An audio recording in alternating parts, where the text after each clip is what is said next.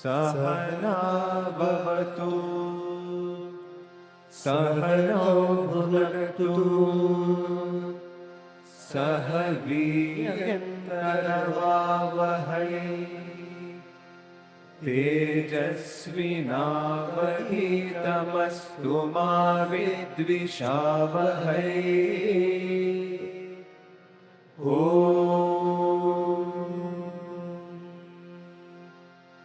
Shanti, Shanti, Shanti. In Guru Gita it is said, Aneka Janma Sampraptam Koti Karma Vidahine Atmagyana Pradhanena Tasmai Shri Guruve Namaha. We as karma jivis, those who create karmas for ourselves because of our identification with the ego, go on accumulating karmas, every action and the reaction with it, because we are full of this idea that we are doing and we are enjoying. And that is how we go on accumulating karmas.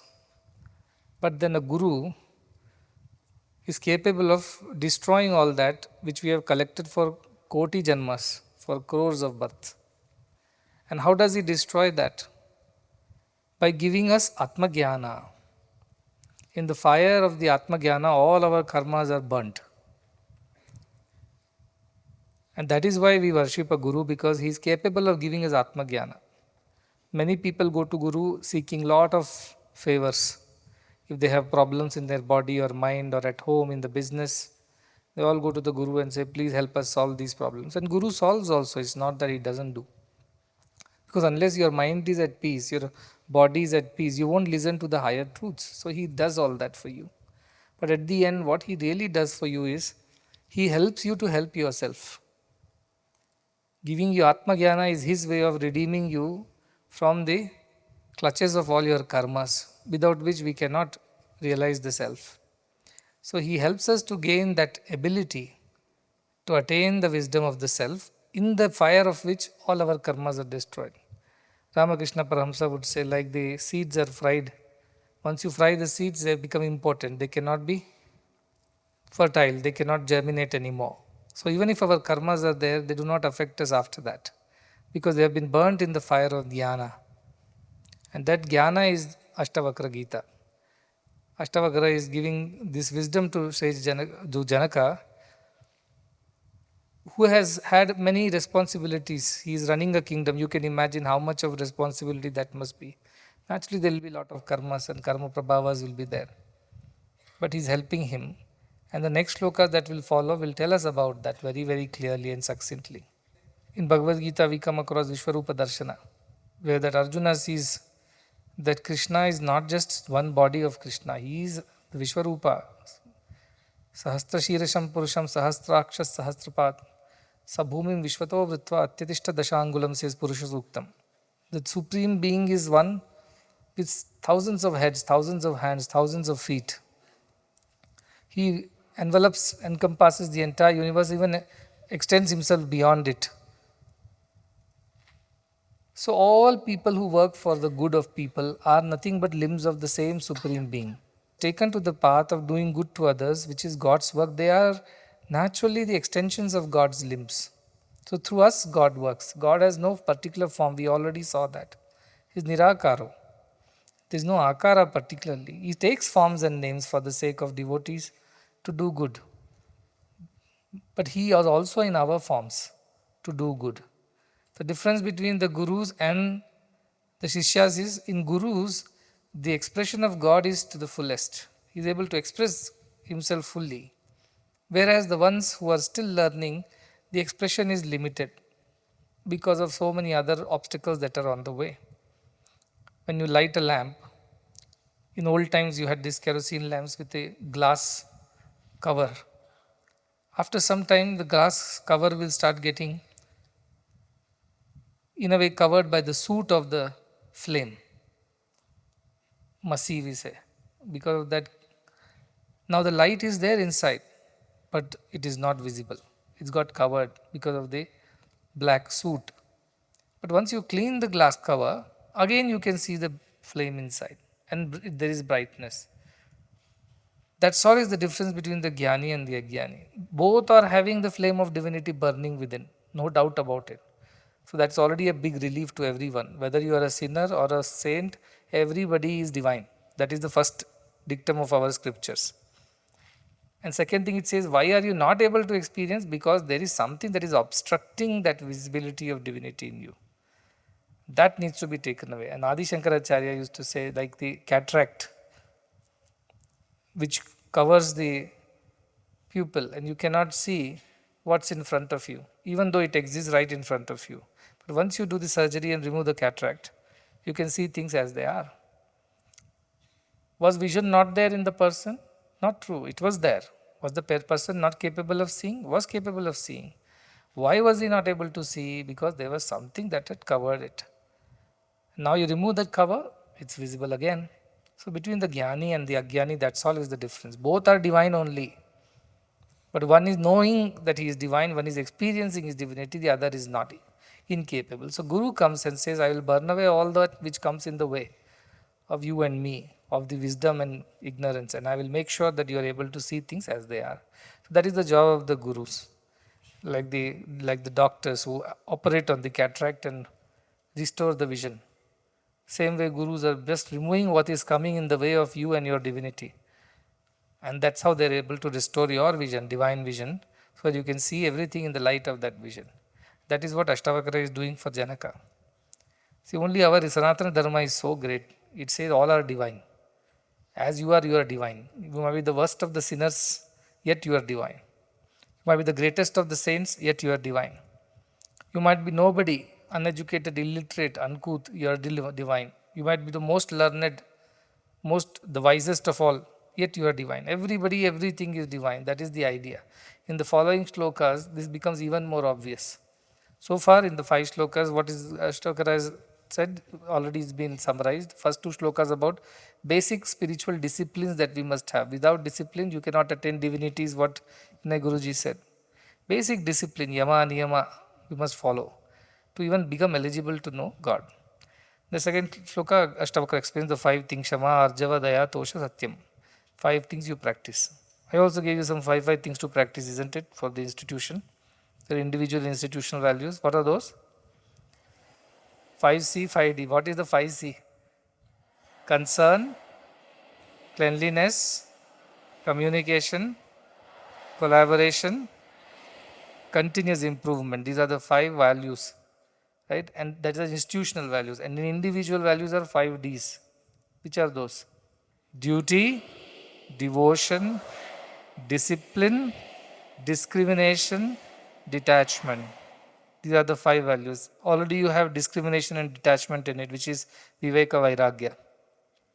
That helps you to go to the next steps in the spiritual path. So all these ideas are also derived from our scriptures only.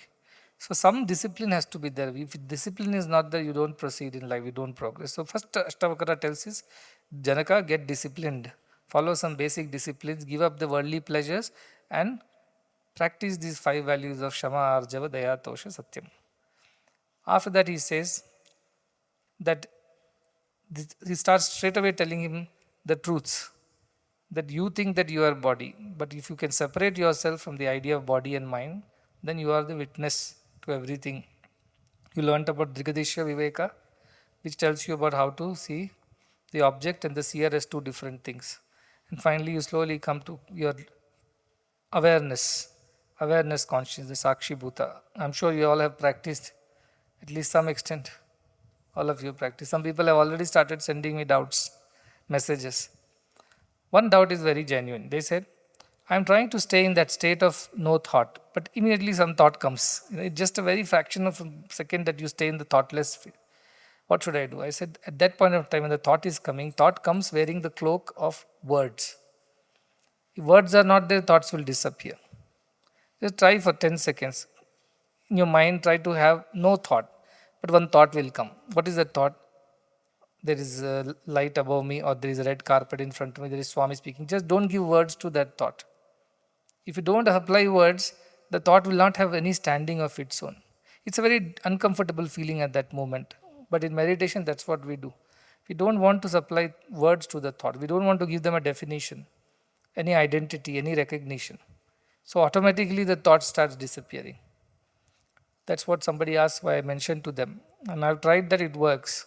In the beginning, it might be a little uncomfortable because it feels like you have to provide words to whatever thoughts are coming. But I don't want to give any words to my mind, and that's how the thought slowly disappears. Second is clean up your head, have minimal thoughts, most necessary thoughts, and the remaining ones you throw it away. But that's a process that takes time. It will keep coming back. You have to keep throwing it again.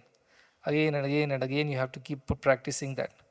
That is what Ashtavakra taught us. And then he told, if you identify yourself with all these ashrama dharmas or various other duties, none of this is you. You might be doing it, but none of this is you. Like an actor who does his job, puts on the makeup and costume, for that moment, that person is such a character. But deep down he knows, I am not the character. Right now I am acting like the character in the play. But then once I'm done with the play, I can remove all the costumes and I can be myself. So these are called upadhis. Upadhis means some kind of superimposition of an idea on the actual thing. Like when light passes through a red glass, it becomes reddish in nature. Or green glass, it will look like greenish in nature. You have stained glasses in many countries in the Western world. We see the stained glass work. Glasses are stained because of which when the light passes through it, it casts the shadows which are of different colors. But light has not become any of the colors. It appears to have become red, green, blue, yellow, or whatever. Likewise, oneself shines through everything and acquires the property of that person or a thing. So somebody looks like a very ambitious fellow, somebody looks like a very lazy one, somebody looks like a very sattvic and very kind and generous. But the self has no particular quality of generosity or anger or ambition or selfishness. It is plain, pure, but it interacts with the mind and attains its qualities. The electricity becomes fan, light, sound. But electricity has no form. That's why it says asangosi and nirakaro. You are unattached and you have no form. Like electricity is not attached to any of the gadgets. Light is not attached to any of those glasses on the window. Or the space is not attached to the walls within which it is so-called captured. It is free, always free. And you are just the witness, you are not getting attached to anything. So very beautifully he has explained already, we have learned with several examples. Now as you see in the last two shloka, he has told very clearly, especially the last one, that you are not varnadiko or with various dharma, ashrama, none of this is you. So don't even associate with that. Now in this page, what does he say? What are the other things that we associate ourselves with? In this world, everything is dharma, adharma, means good and bad, isn't it? Ours is a very binary world. Good people, bad people. Good thoughts, bad thoughts. Good work, bad work. Dharma, adharma. Then he says, Dharma, adharma, sukham, dukkham, manasani, na te vibho, na kartasi, na bhoktasi, mukta evasi sarvada. Simple Sanskrit, but perfect. It says, the idea of dharma and adharma. Oh, I am doing good things, I am doing bad things. I am doing the right things, I am doing the wrong things. I am doing the scriptural things, I am against the scriptures. All these ideas also is not you. So many of us will feel very happy. Good, all the bad I do not have to now anymore associated with. But you have to remember, all the good you do also you cannot associate with. People want to take credit for the good that they do. And the bad ones they do, this is all God's will, divine play. They take refuge in such convenient philosophies. Like the father whose son won a medal in the running race. So when he came home with the gold medal, father told his wife, look, my son has got a gold medal, after all my son. Then the wife pulled out the mark sheet that came the same day. All zeros. Shunyamadam, shunyamidam, everything. And then the father says, that is because he is your son. That is why he has not got any marks. We do like that. When there is something dharma karya we do, I did it. Adharma happens, it happened. Many children are very clever. They break a thing or two, you ask them, how did it happen? They'll come and tell you, sir, this broke. That doesn't have hands and legs to fall off the table, isn't it? Somebody went and pushed it from the table, so it broke. But they don't want to associate with any doership.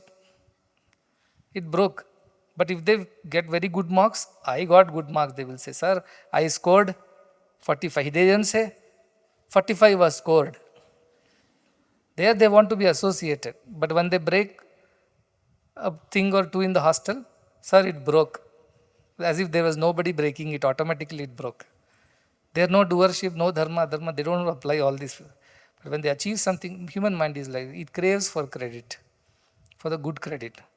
So, and the scripture says dharma, adharma, all the scriptures, all religions are only on dharma, dharma, punya, papa. If you do punyam, you will go to Swarga. If you do papa, you will go to Narka. And then there is a God sitting who has no other work other than counting how many good and bad things you have done, and then punish you or reward you accordingly. That's all the work is. No, God is not doing that. That your karma, your karma. Nadatte kasyachit papam nachaiva sukritam vibhu. Ajnanena avritam jnanam tena muhyanti jantavah, says Sri Krishna in Bhagavad Gita. I am not giving sin or merit to anybody. That is not my job. I have other better things to do. You experience good or bad according to what you do. But because of your ignorance, you blame it on me, saying God is punishing me or God is rewarding me. I do neither. It's your actions that bring results to you. You experience joy or sorrow accordingly. It's none of my job, he says Sri Krishna. Same thing, he says dharma, adharma. I am not telling you dharma. Of course, Krishna says dharma means what is the right thing to do. Now, these words dharma, adharma is very deep. Dharma is at various levels. One is at your individual level, you have got vayaktik dharma. You are a person, let's say you are a housewife, you have a dharma towards your house, towards the people in the house. Or you are a teacher, you have a dharma towards your students, to the institution. You are a politician, you have a dharma towards your country and its welfare. So everybody has some dharma to do. Nobody is bereft of dharma in this world. Nobody. Somebody says, I have no dharma, I have no work in this world. That's not true. Even an ant has a dharma. An insect has a dharma. Tree has a dharma. Sun, moon, rain, shine, everything has a dharma. They are doing their duty. So dharma's idea is that which we are born to do, which we are meant to do. And that dharma first we must recognize. And if you do anything other than that, that is called adharma. That's why Sri Krishna keeps on reminding, Shreyan sadharmo vignaha paradharmat sanushchitat. It's better to do your duty even if it's faulty than try to do somebody else's duty. So dharma is not merely good and bad. It's simply doing what you are born to do versus doing what you are not born to do. So when you are born to be a musician and you try to be a doctor, you are actually a dharma you are doing. Why?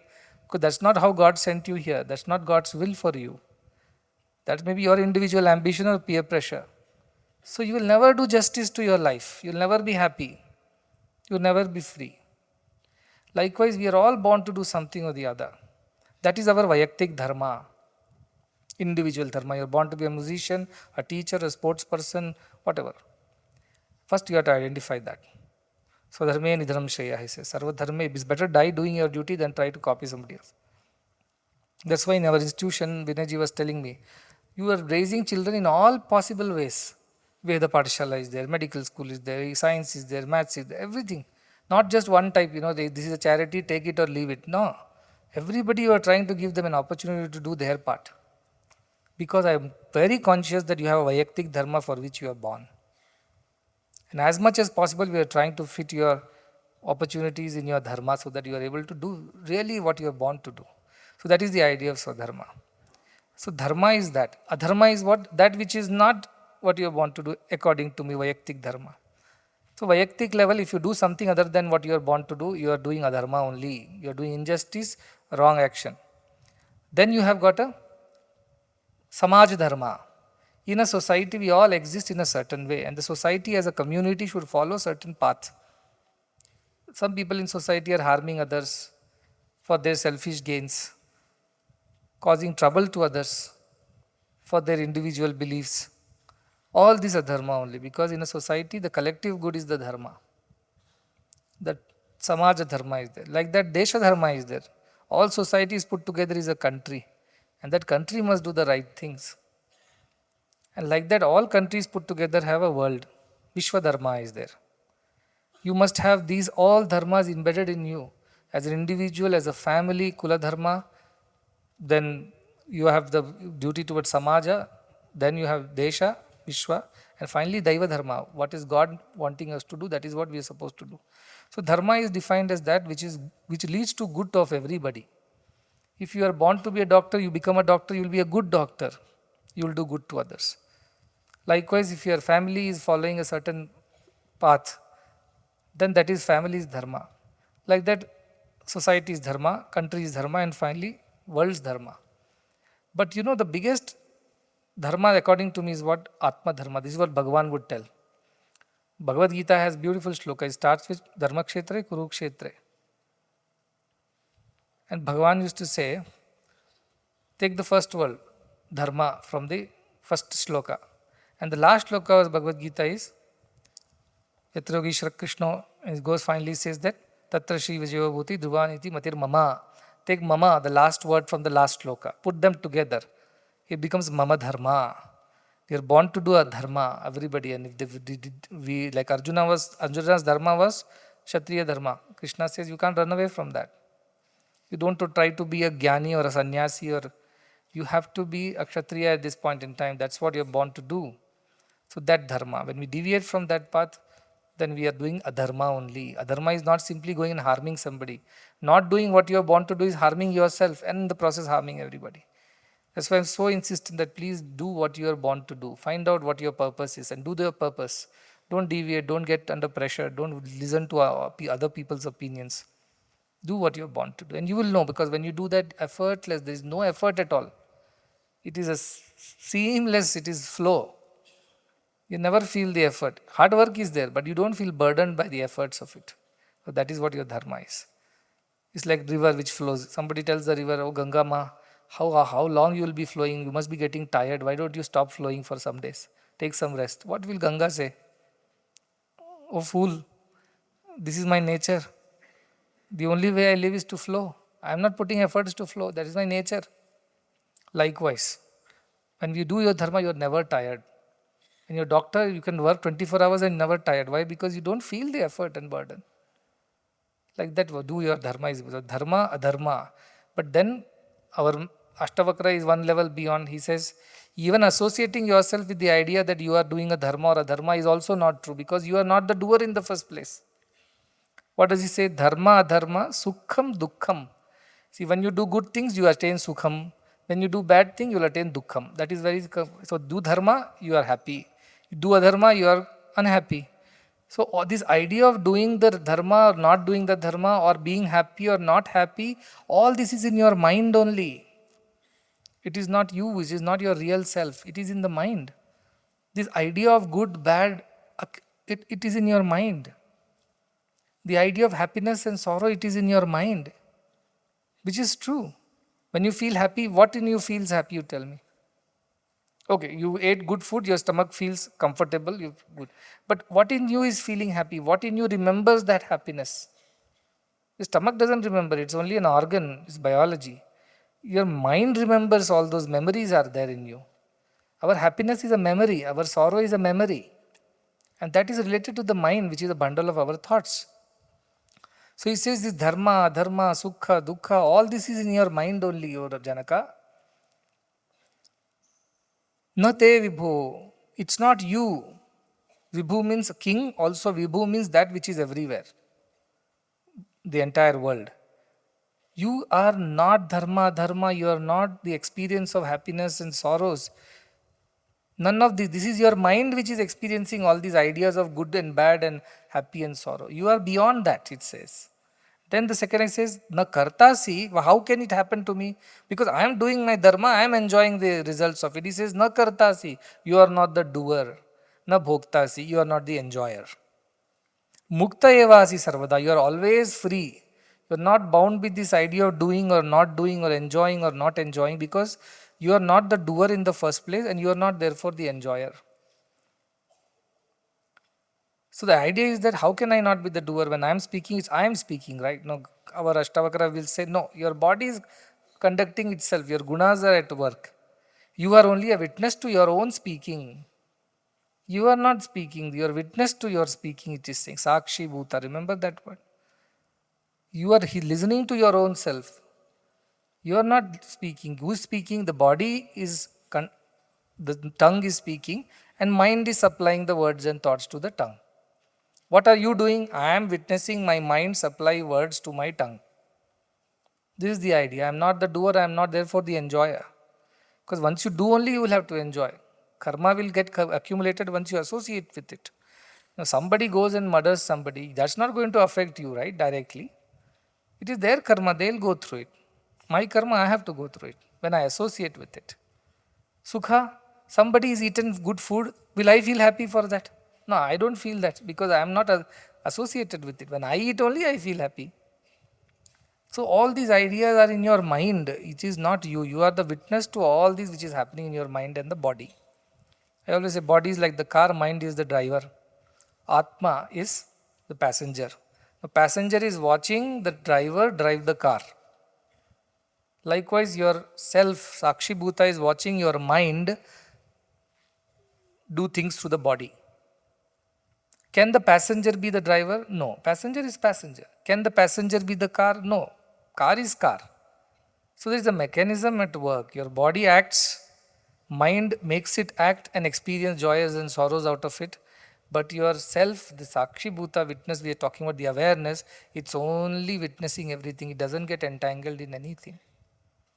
Example, again I go back to the same example for children's sake. There is bulb. Bulb is the body. Then when the body is connected to whatever the circuit and things like that, light happens, actions are happening through the body. But what is bringing the body into action? And a mechanism behind. There is a filament which is connected to the circuit. That is what is bringing. But what is actually going through the whole thing? An electricity, a current. So current is neither the filament nor the bulb nor the light. None of these the current is. Current is only a power, which if I take it away from the bulb and put it into the speaker system, it will become sound. It has no problem. No, I want to be light only, I don't want to be a sound. Current never says that. It does what it does. Bulb is only capable of light, speaker is only capable of sound, but current is capable of everything. Yet it is not the sound, it is not the light. It is not bound by the bulb nor bound by the mic system. It is free. This is what he is saying. Now because of some bulb, somebody feels heat. Is this the problem of the current? Or because the bulb, somebody gets light and feels happy, oh, I can see things properly. Is the current going to enjoy the light or the happiness that comes out of it? No, current is free. Likewise, your Atman or self is free. Though it is engaged in the action through the body and the mind, yet it is not attached to any of it. It is free. This is the idea. You have to contemplate on this. You can't just get it like this by listening. You may listen, you may theoretically think, oh, I have understood that I have Atman, which is not the body, which is not the mind, and therefore I am enjoying or not enjoying, it is none of me. I am always at peace, I am always free. But while you are working, it is very difficult because your body consciousness is there. It's very high. And we have been born, since we are born, we have been told what? You are this body, this mind, this name, you are the son of so and so, grandson of so and so. This has been so deeply embedded in our head that we just can't get out of it.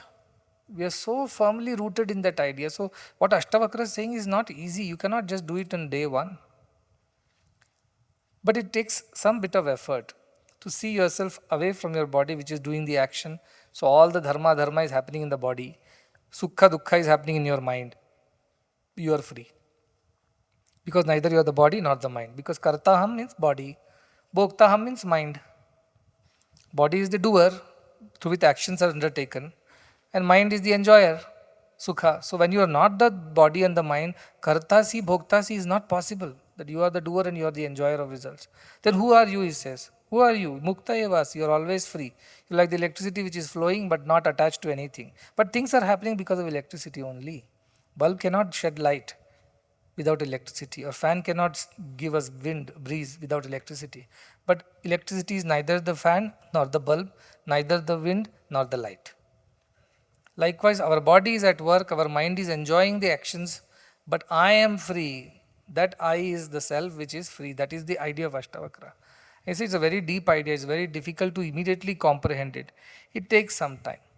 Also a beautiful story here, when I was speaking then, from that context, I said this idea of dharma, good and bad, in the ultimate analysis it doesn't exist, it's only in this world.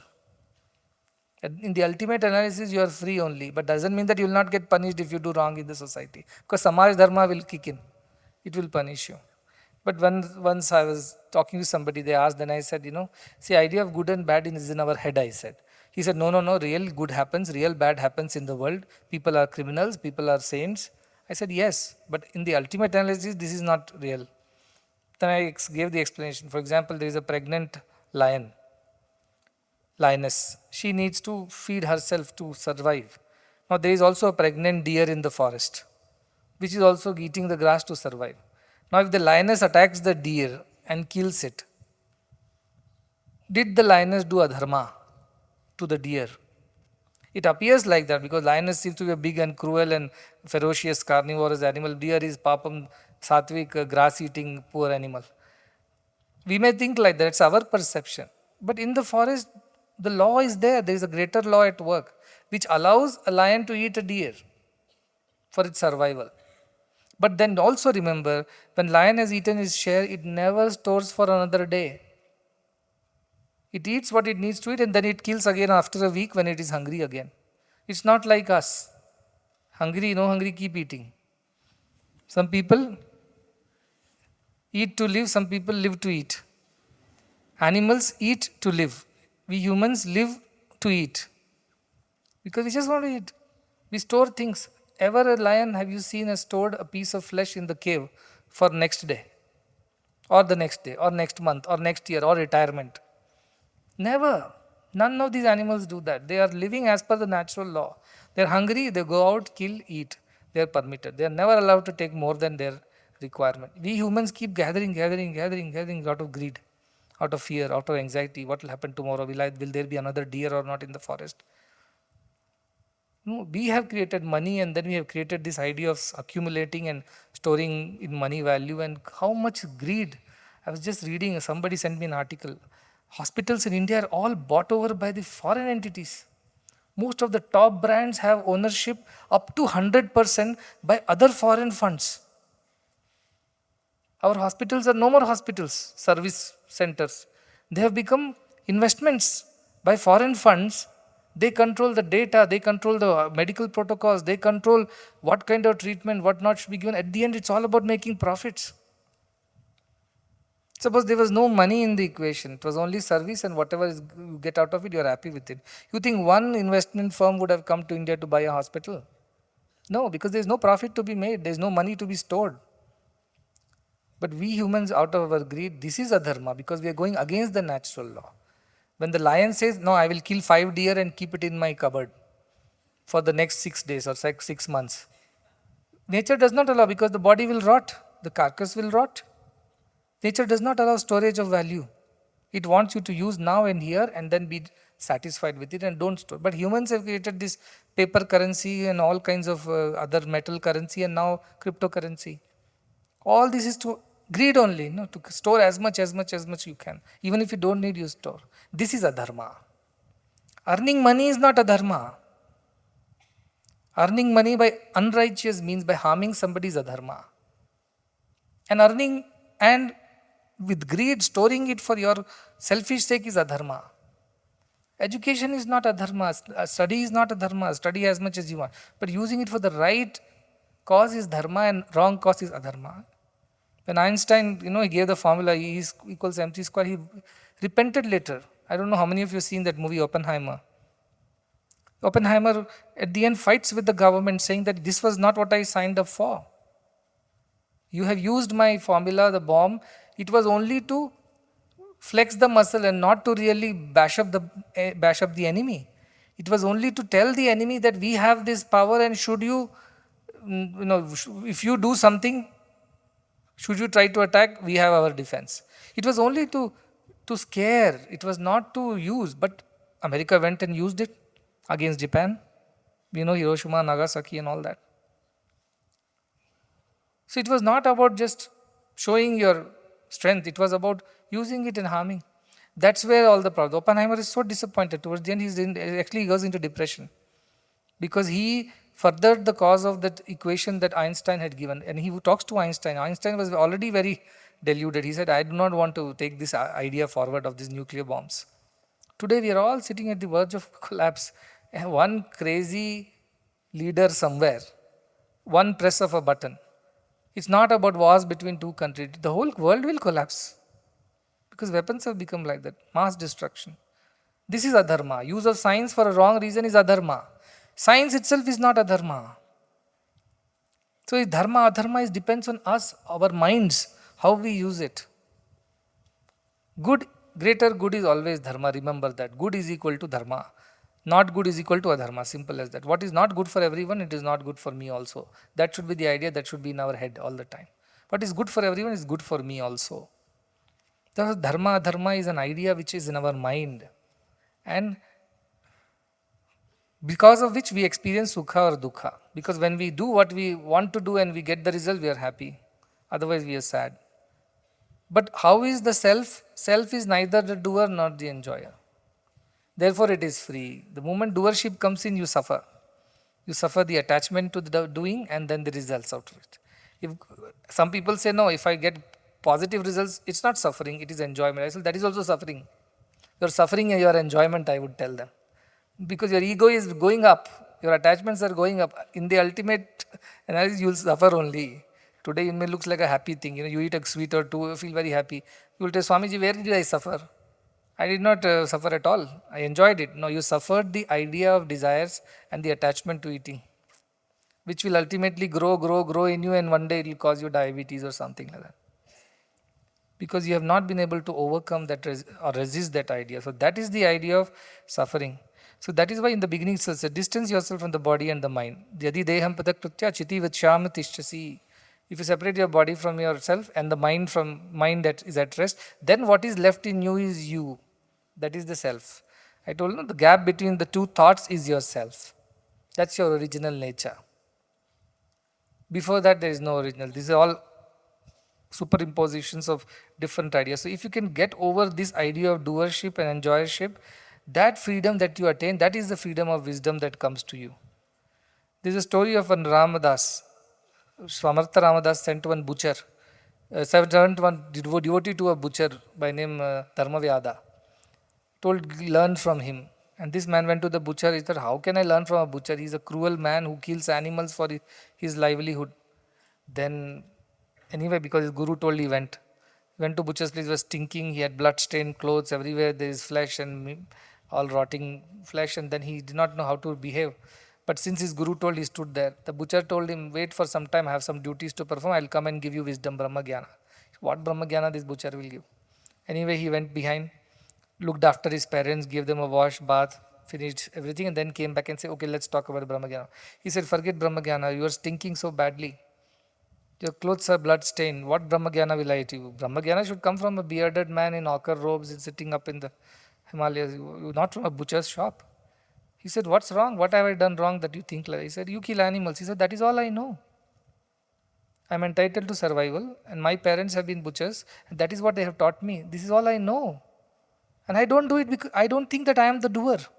I don't think that I am the enjoyer of any of that I do. I'm just doing, it's a natural process which is happening on its own because I'm simply a witness to all this.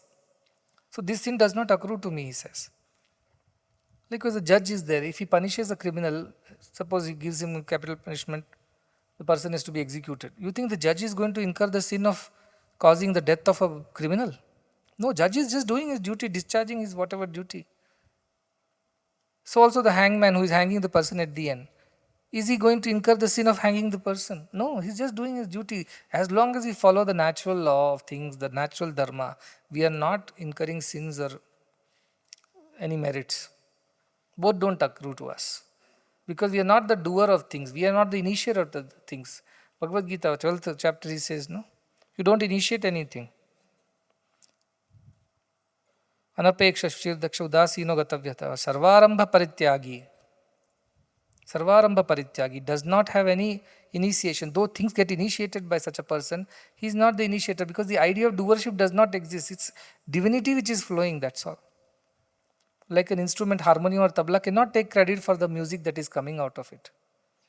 It's coming out of because of the capability of the musician. Like that the self is involved, like the electricity is involved, yet it is not attached to anything. It is still a witness. Our idea is in our Upanishads is so high, it is not easy, to just get it like that, because we are used to doership, we are used to enjoyership. But we are not, that is what Ashtavakra is telling. Because as long as we think we are that, we will be suffering. Either there will be sukha or there will be dukkha. One of the two will be outcome of this thinking. If you want to go beyond that, Sita Prajnascha ka avasha, Vita Raga Bhaya Krodha, Krishna says. Sita Prajna, if you want to become, you have to go beyond these two and establish in the self. Become like the electricity which is not attached to the bulb, fan or whatever. Wherever it is asked to go, it goes. Whatever needs to be done, it gets done by that. It doesn't take credit for it, nor it feels joy or suffering because of it. It doesn't. Sunlight is like that, you see. It does not incur sin or merit. Suppose the sunlight falls on a dirty garbage. Does sunlight become dirty? If it falls on a temple, does it become pure? Not like that. If I take this bulb which is in Premamritam, now it's a Premamritam bulb, and put it in your toilet, do you think bulb will become a sinner or accrue some negative things? No, it is just doing its job. Wherever you put it, will glow. Happily it glows. That is why. Halallu dare haku, neerallu dare haku, Raghavendra. ನೀರಲ್ಲಿ ತನ್ನಾಗಿ ಹಾಯಾಗಿ ಇರುವೆ Raghavendra. I do not have any problem. Put me in Pirmamritam or put me in the toilet, I will give light without any discrimination, without any personal agenda. Hayagi. Happily I will do that. Why? Because I have no problem. Doership and enjoyership is not there in me. I am a bulb. I have to glow. Wherever you put me, I will glow. Sun has no problem. Rivers have no problem. Saints also take bath. Buffaloes also take bath. People spit in it. People wash clothes. Gangaji never said. When I went to Rishikesh, I was just sitting by the banks of Ganges, I had tears in my eyes, just looking at her selflessness. Just flowing like that, without stopping even for a moment. Ever since it has come into existence, it's been flowing. People are throwing industrial discharges in it. People are throwing waste garbage and disposal in it. People are washing buffaloes and cows. People are also having bath and feelings that they have been sanctified. Gangaji never had a problem. He never said, don't come here because you are a sinner. It flows for everyone. Likewise, such a jnani is so unattached to the action or the results. He just does what needs to do because that is what divineness willed for such a person. Once you have a jnana, there is no, these ideas don't touch you. Doing and enjoying ideas don't touch you at all. So he's telling Janaka, you have done a lot of things, you have enjoyed also a lot of results, but go beyond that now. These whole rituals and pujas and all that you've done, good, that is dharma, good for all. But that is not you, that is not what you should be attached to. Go beyond that. So he actually in this shloka he covers all aspects of living. Dharma, adharma, which is one basis of living. Sukha, dukkha, which is the outcome of living. And doership, enjoyership, which is our association with dharma, dharma or sukha, dukkha. All three is destroyed. He says none of this you are. Very logically he says none of this you are. You are something beyond this who is a witness to all that is happening. We think we are doing, but actually it's being done. It's being done through us. Through us means through the body and the mind. Again, us is the self. So it is being done.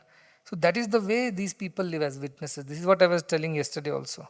Somebody said, it is your idea. I said, no, it's not my idea. It's just an idea. It's come from somewhere.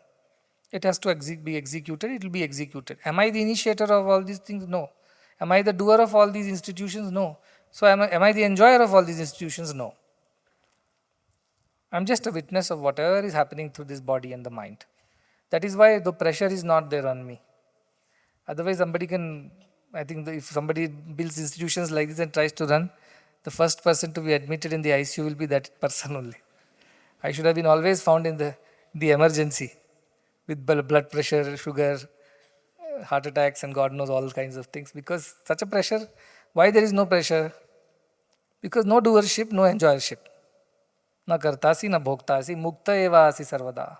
Somebody asked me, what if tomorrow this happens? I told, let it happen. If it is meant to happen, it will happen despite whoever you or I or anybody wants it. We cannot change that. We can only do whatever is needed to be done today. In the sense, whatever the body needs to do, it will do. Whatever mind needs to do, it will do. We can't take too much of credit nor too much of attachment to the results. Then we suffer. This is the suffering that we are all going through. The suffering of doership and suffering of enjoyership, which is what Ashtavakra is telling Janaka. Go beyond this and you will be able to be free. Be free. That is the idea. The freedom of mukti comes from there. This much you understand and go and do. So when you go back to hostel and say, I'm a student, should I study hard? No, studying hard is a part of your being student. So anyway, you have to do that. There's no question of asking why should you study hard or not study hard. But then you study hard and then you want the results of it to be first class or first rank. It will come if you have studied hard, it will come. Why you have to worry about those results? It will come. So you slowly start getting detached from the doing and the enjoying part of it. This is very important because all life we suffer because of doership only. Otherwise we are all happy. Again, it's further elaboration of the first point. It says, Eko drishtasi sarvasya mukta prayosi sarvada ayameva hite bandho drishtaram pashyasi taram. Very, very important shloka. Though it looks very complicated, it's very simple. It says, Eko drishtasi sarvasya. There is only one seer for all that which is seen. There is only one seer which sees everything. Mukta prayosi sarvada. And it is free. Always. That seer is always free. Then ayameva hite bandho. When you think you are the only one who is seeing this, then that becomes a bondage, who sees the seer and the seen as two different things. Slightly complicated, but I'll explain. What it means is this. Now I told you Drigadrishya Viveka you should do. Now when you do Drigadrishya Viveka, my eyes are seeing my table. My mind is seeing my eyes. Myself is seeing my mind. This is bondage, he says. There is no individual self seeing. There is only one self, like there is only one current. This bulb cannot say, my current is making me glow. Your current is making you amplify the sound. Or fan says, no, I have my own current, that makes my blades turn. The current will laugh and say, hey, you three of you, I am the same current in each one of you. I am not three different currents in three different things. Yes, my results are different in each one of you, but I am not different. It's the same circuit, right? Continuously electrons are flowing around in this circuit. So the electrons which are right now energizing this mic, they have already shifted to the fan by now. By the time I finish the sentence, they're already gone there. By the time I look at the fan, it's already gone to that bulb because they're flowing continuously. They're not separate electricities. Likewise, when you practice this Drigadrishya Viveka also, now don't start thinking the self in me is seeing the mind in me, is seeing the eyes in me, is seeing the object outside. Then you have again limited it to the Jiva Prajna, which is what we want to go about. There is a Jivatma and Paramatma, you know that. There is one sun, but he reflects in all pools of water. Are there different suns is the question. The sunrise in Japan happens at different time than in India, than in America. Do you mean there are different suns happening? Sunrises are different, so that suns are also different. It's the same sun. You are seeing it at different times. You call it Japanese sunrise, you call it American sunrise. Like that, the same self is there. That is the connection. Now imagine we are all breathing the same oxygen, right? I am breathing out, you are breathing in. Are we not surviving by the same air? Yes, for a moment that air may be in my lungs, just for a fraction of a minute. But next moment it is gone. And somebody else is breathing it in. And we are all surviving by the same oxygen in the air. It's not different oxygens. All these gadgets are running on the same electricity, one electricity, not different electricities. Likewise, all the seer in all that is seen is one seer only. The power of awareness that makes me experience this world is the same power which makes him or you experience the world. There are no different powers. Like the oxygen is only for a moment in my lungs. But it is the same oxygen that is floating around this place. And the first row person has just breathed in and now last row person is breathing in the same oxygen. It's not different. Likewise, do not now practice this that I as Janaka, I am the seer. No, Janaka is not the seer. Seer is only one. The one who sees is only, that Vishwasakshi is saying, no, that Sakshi Bhuta is only one. Like one electricity is flowing through all the devices and gadgets. One oxygen is what is giving us the prana. Like that, only one supreme self, The witness consciousness is witnessing everything through each of our eyes, through each of our minds. Now tell me, how can we be separate? How can we be separate? If you really believe in this idea that we are all energized, empowered, we are all surviving, everything is happening only because of that one supreme divine power, that Sakshi Bhuta, then how can you become angry with each other? How can you hate another? All those bulbs which are there in the series, they're all energized by the same electricity. To that extent we are one, to that extent we are different. Why we are different? Because yes, we have individual existence as body and minds. But beyond that we have a universal existence only. If you go beyond body and mind, we have only one existence of the self, which is in every one of us. So Ajnani sees the body and the mind and sees the difference and gets angry. Ajnani sees the self which is shining in all beings and becomes happy. Like a dog enters a room full of mirrors. What does that dog see? So many dogs. And starts barking. This morning I was sitting in Anandam and I was reading this few pages, what I have to speak. Suddenly all the village dogs were barking. So loud, so intensely, so sincerely they were barking, like they are going to achieve something out of it. Continuously they're barking. I told, what's wrong? What happened? I'm sure some other dog would have entered their lane. They're not happy about it because that is another dog, I am another dog. This is my lane, that is your lane.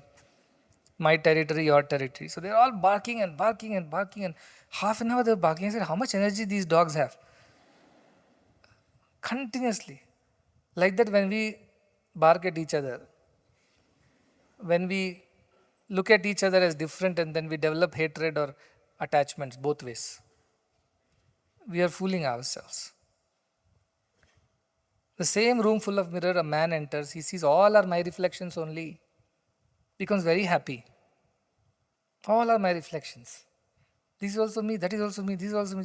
He becomes so happy. But dog cannot understand that. Why? Because it thinks there are different dogs. Man understands because he's wise. Oh, all these are my reflections from different angles. Becomes so happy. Likewise, a Jnani is seeing that one supreme self which is energizing all of the beings. It's flowing in the leaves, in the flowers, in the birds, in the animals, in the earth, in you, me, in the sinners and the saints, in everything and everyone. So such a Jnani is always free. He will not get attached to anything, or he will not get angry, or he will not develop hatred for anything. Yes, he knows the body is doing some garbad.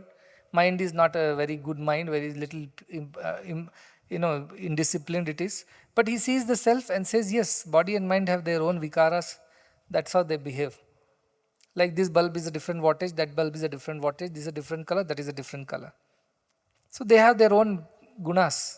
And because of gunas, they are behaving this way. Somebody behaves very disciplined, somebody is not disciplined, somebody is saintly, somebody is a sinner. Because so many karmas or so many lifetimes, this body and mind have accumulated. All those memories are there with us, which is guiding us or which is influencing us today. That is why we are behaving differently. But at the end, it is the same divinity which is energizing everything.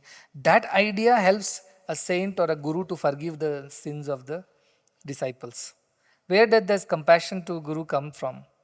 Where does that kindness come from? Because he sees that common oneness in all the beings. That is in him also, in others also.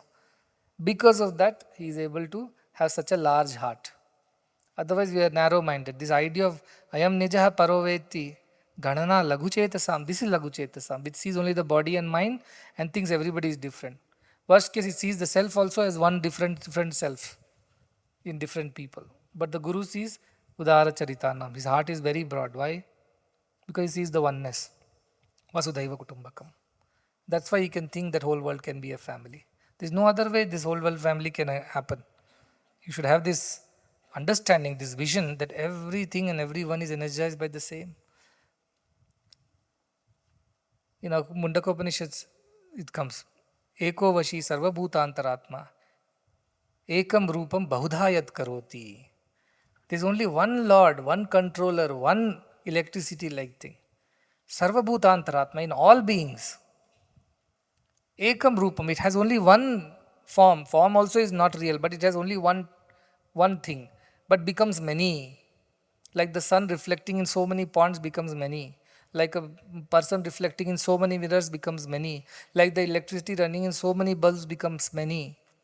Like that, that one self, one divine supreme self becomes many in all of us. Tamatmastham yen anupashyanti dhira tesham sukham shashvatam netaresham. The one who sees this within and everywhere and understands the one self which is in all, such a person always is happy. Shashvatam sukham. Not temporary happiness, always sukham.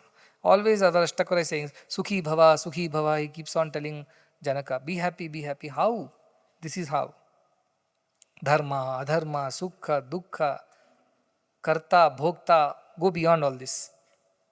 And remember, there is only one drishta, one seer, which sees everything.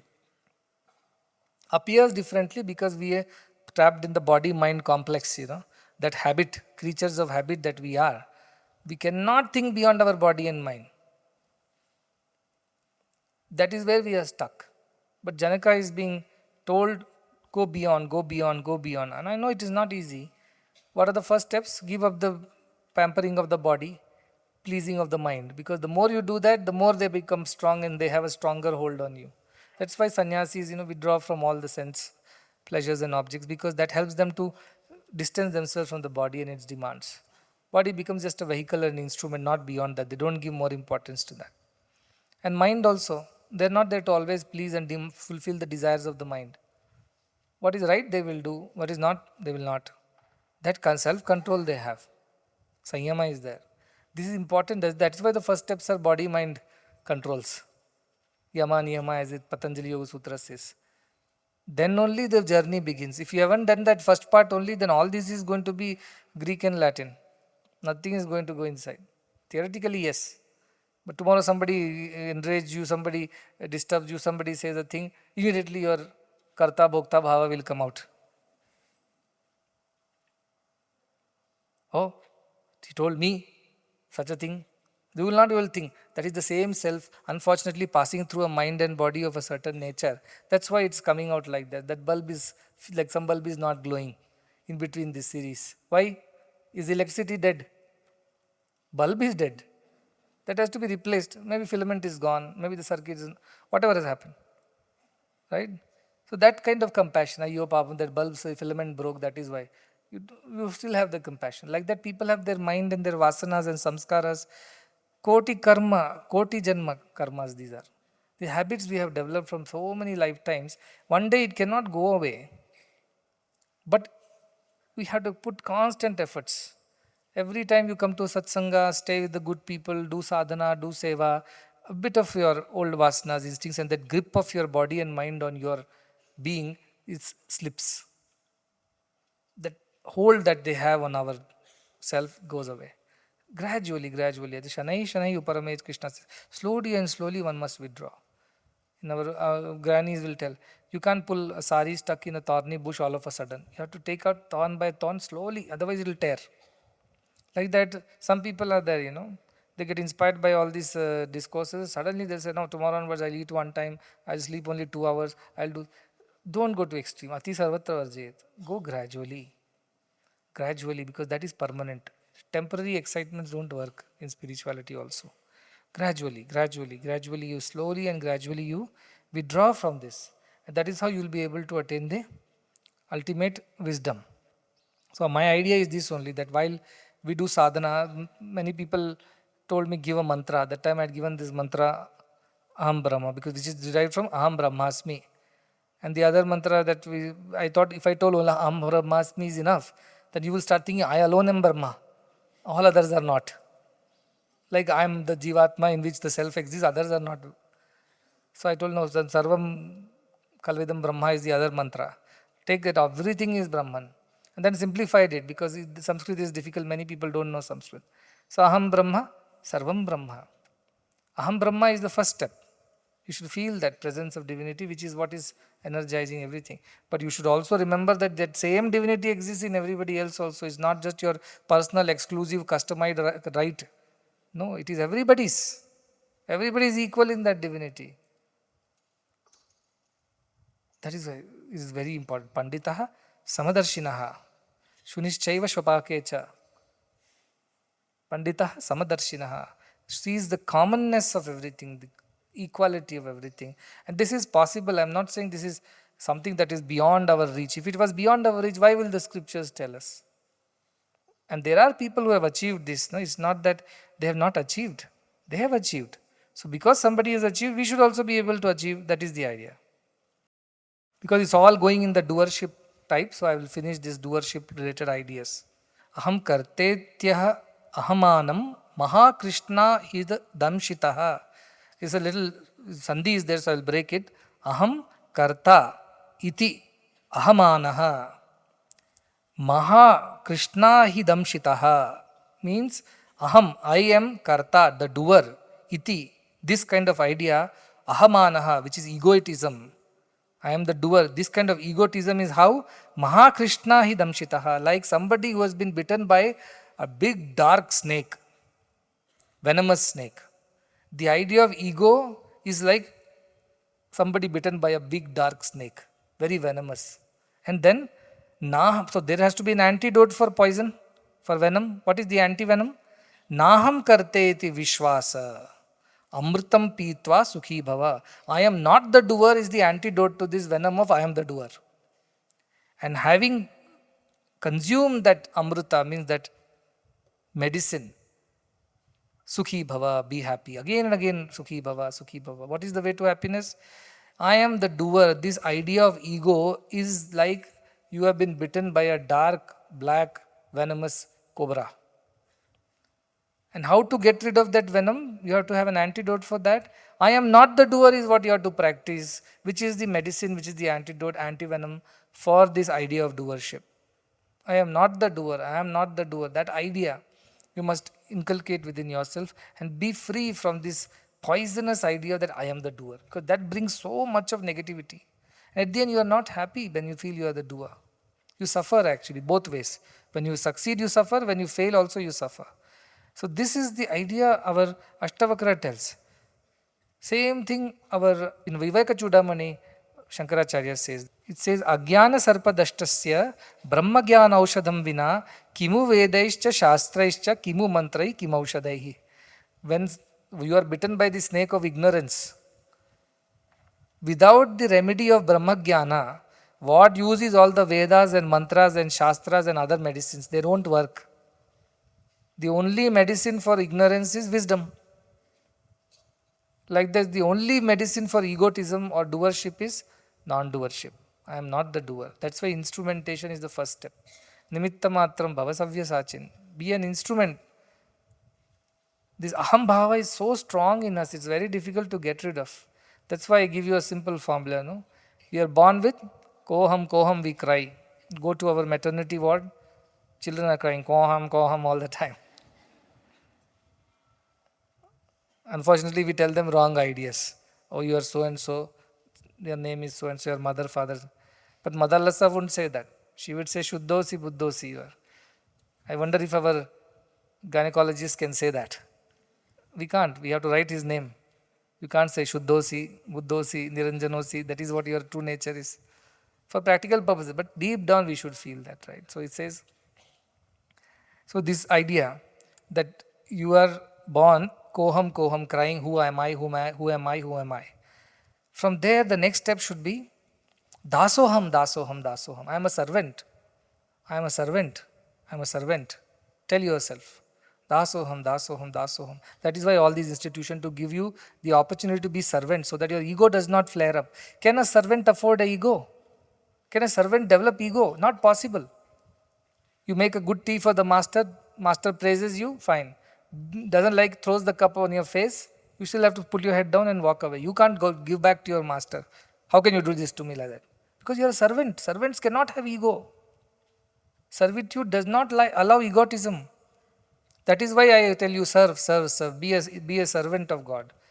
Be a servant of God. Be a servant of God by serving all. So all these institutions makes you servants. Servants of humanity, servants of God. Dasoham. From koham to dasoham. From dasoham, when you keep doing, naham comes to you. I am nobody. I am just a servant. What ego can I have? I am nobody. Naham bhava comes. And then from naham happens, means you emptied yourself of your ego, the vessel is free. Now soham bhava enters. From naham you can go into soham. So koham to dasoham to naham to soham. That is how you can journey. That is why it's so important. I to we to he. I keep telling this. It's the same idea. Once your ego comes down, your doership comes down, enjoyship comes down. Now you are free to experience the divinity better. So ಸೇವಾ is the ದೋಸ್ ಅಲ್ಲಮ ಪ್ರಭು ಸೋಹಂ ಎಂಬುದ ಕೇಳಿ ದಾಸೋಹವ ಮಾಡದಿದ್ದೊಳೆ ಅತಿಗಳೆವ Guheshwara. He says, you just say soham, soham chant, but dasoham you don't do. You don't do any seva to anybody. Will you ever be able to transcend? Will you ever be able to realize the divinity? Not possible. That is the idea. You start with dasoha bhava. Dasoha bhava is the best way to start on this spiritual journey, which will bring down your ego. Once ego comes down, dharma, adharma, sukha, dukkha, karta, bhokta, all these ideas will start coming down in us. And once these start coming down, then the self will start illuminating us like the soot has been cleaned up from the glass cover of the lamp. Now things are looking better, things are looking brighter. Somebody has written to me, how do I know that which stage of spiritual progress I am in? I told there are only two stages in spirituality. This is binary, 0 and 1. Either you are or you are not. There is nothing called 40% spiritual, 60% worldly. Any amount of worldliness is worldliness only. Once you are spiritual, you are fully spiritual. So how far I am or how, it is not measurable like that. Either you are selfish and worldly, or you are selfless and spiritual. You jump between the two. The half selfish, in certain matters I am selfish, in certain matters I am selfless. Is that okay? Not okay. Either you are this or you are that. You can't be both, or you can't be halfway through this. So remember that when you are not fully selfless, you are still selfish only. Even with 1% of selfishness, you are selfish only. Selflessness, full selflessness should be happening. If you are a jnani, you are a jnani. How much jnani I am, that doesn't work in spirituality. Maybe in your subjects it works, 60% marks first class, 50% marks second class, 40% marks third class, 30% marks fail, or 90% distinct. It doesn't work in spirituality. In spirituality, either you are this or you are that. Any amount, in this much of egotism does not allow you to realize divinity. It does not allow. That will be the block. You have to be fully free of your ego. That is how you can realize your divinity, and that requires getting rid of your doership and joyership. That requires getting rid of your body and mind as their identity. It's an effort, but as I said, seva is a very simple path. Bhakti marga is there, you submit to divine, you forget your own individuality. That's another path, that's correct. Bhakti you do. Seva you do with bhakti only, no? Whom are you serving? You're serving divinity. Is it not bhakti? May not be a particular bhakti. Okay, you believe in Krishna. Believe Krishna is in everyone. And serve Krishna. Anything is possible. Bhakti and karma, these two lead us to jnana. That is why I say this. Karma is seva. Bhakti is doing that seva with the idea that you are serving the divine, not just a patient or another body. And finally, it leads you to jnana, which is removal of your ego, and therefore the idea of divinity descends in you. It's an automatic process. If you empty a vessel of water, you don't have to invite air to enter the vessel. Air will automatically take the vessel, the space inside the vessel, when the moment you remove water. Likewise, the moment you remove this ego or doership, immediately divine feelings come in. Immediately that fills it up. So this is auto process. All you have to do is not to get divinity into you. That is not necessary. Get rid of your individuality. That is necessary. Only one thing you have to do. One thing if you do, the other happens on its own. If you get rid of your individuality and ego, divinity will happen on its own. It's a natural process. So this is enough for today. You digest this, assimilate it and practice. Now try to call yourself Dasoham. Let us begin with that today. Even if you are the head of the institution, call yourself a servant of God. Servant of people. Always. Dasoham, Dasoham, Dasoham. Keep repeating to yourself. At least Aham will go away. When Soham will happen, we will see. But in Dasoham, there is a Soham. So somehow with Dasa Bhava, you will be able to reach the Ishvara Bhava, Ishwaratva. So that is possible. Slowly, gradually, keep putting efforts. Don't give up on this effort halfway through. Don't lose patience on the spiritual path. It will happen to you sooner or later, because God wants us all to realize divinity. God is not working against us. He wants us to realize divinity. That is His main idea. We don't want to do it because we are attached to so many other things. So servants cannot have attachment. Servants don't own anything. Servants don't have an ego. They just are here to instrument the will of the master. So servitude is a very great idea in our scriptures. All our sages and saints have talked about seva and sadhana. Seva is the best way to start the sadhana. And this content, this manme ram, hatme kam, Hanuman's method. Keep doing Rama's work and keep remembering Rama in your heart. And Hanuman did achieve, right? Deha bhavena, das, jiva bhavena, tadamshakah, atma bhavena, tvameva aham. Itime nishchitamatihi. Hanuman says to Rama, when I am thinking I am the body, I am your servant. Dasoham. Jiva bhava, when I think I am the spark of the divinity, remember that I am a different seer from you. When that idea comes, then I am Tadamshaka, I am a part of you. Is the same electricity in me which is in you, which is in everybody. And Atma bhavena, when I think I am the electricity, then you and I are one Rama. We are not different from each other. That is how Hanuman attained his jnana. So start with Deha bhava, so Dasoham. Because we are not able to get rid of Deha bhava, at least turn it into a Dasoha bhava, servant bhava. Jiva bhava, that is related to our mind, we are not able to get over that. At least think we are Amshaka of God. We are our mind able to think because God is allowing me to think. Because electricity glow is there. At least credit the electricity with the light, not with yourself. And then Atma bhava, when you think you are the electricity because of which everything happens, then there is no two. That is Advaita. Atma bhavena tameva aham. I am you, you are me. We are not different from each other. So this is the idea. There is no conflict of Ashtavakra Gita with any other paths, bhakti, karma, but Ashtavakra is telling you how to attain that jnana. But to attain the jnana, if you get rid of your ego, attachments, doership, enjoyship, you have to do bhakti and you have to do seva to get rid of all these things. He is telling Janaka, get rid of this, get rid of that, get rid of this, get rid of, you will become happy. But how to get rid of that? Practice those virtues that he has asked you to practice and do dasoha bhava all the time. Slowly you will overcome all these tendencies and attain this self.